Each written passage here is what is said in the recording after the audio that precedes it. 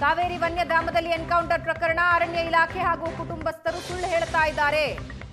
ಚಾಮರಾಜನಗರದಲ್ಲಿ ಸಚಿವ ಪುಟ್ಟರಂಗ ಶೆಟ್ಟಿ ಹೇಳಿಕೆ, ಮ್ಯಾಜಿಸ್ಟ್ರೇಟ್ ತನಿಖಾ ವರದಿ ಬಂದ ನಂತರ ಗೊತ್ತಾಗುತ್ತೆ. ಮಾನವೀಯತೆ ಆಧಾರದ ಮೇಲೆ 5 ಲಕ್ಷ ರೂಪಾಯಿ ಪರಿಹಾರ ಕೊಟ್ಟಿದ್ದೀವಿ.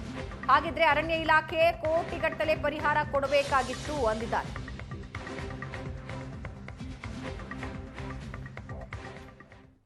ಅವರು ಸುಳ್ಳು ಹೇಳೋರು, ಇವರು ಸುಳ್ಳು ಹೇಳೋರೆ.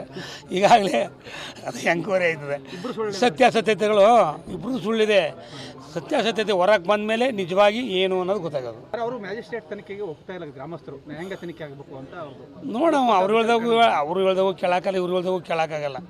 ಸರ್ಕಾರ ನಿರ್ಧಾರ ತಗೊಂಡು ಯಾರು ಬೇಕು ಅವ್ರು ಮಾಡಿ ತನಿಖೆ ಮಾಡಿಸ್ತದೆ. ತನಿಖಾ ವರದಿ ಬರೋಕ್ಕೂ ಮೊದಲು ಪರಿಹಾರ ಮಾದೇನು ದೊಡ್ಡ ಮಾನವೀಯತೆ ದೃಷ್ಟಿಯಿಂದ ಕೊಟ್ಟಿದೆ. ಏನು ಅವ್ರ ಪರಿಹಾರ ಎಷ್ಟು ಕೊಡಬೇಕು? ಫಾರೆಸ್ಟೇ ಕೊಡಬೇಕು, ಅವ್ರು 20 ಲಕ್ಷ ಕೊಡಬೇಕು. ಸರ್ಕಾರ ಕೊಡಬೇಕು, 1 ಕೋಟಿಗಟ್ಟಲೆ ಕೊಡಬೇಕು. ಅವ್ಯಾವುದು ಆ ಥರ ಕೊಟ್ಟಿಲ್ಲ. ಏನು ಮಾನವೀಯ ದೃಷ್ಟಿಯಿಂದ ಪೋರ್ಟ್ಗಿಟನ್ ಮಾಡ್ಕೊಳ್ಳಿಂದ ಕೊಟ್ಟದ, ಅದನ್ನೇನು ಪರಿಹಾರ ಅನ್ಕೊಳ್ತೀರಿ? ಹೌದಪ್ಪ.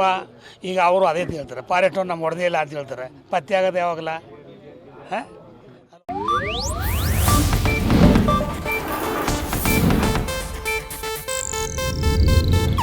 ಇದು ಏಷ್ಯಾನೆಟ್ ನ್ಯೂಸ್ ನೆಟ್ವರ್ಕ್ ಪ್ರಸ್ತುತಿ.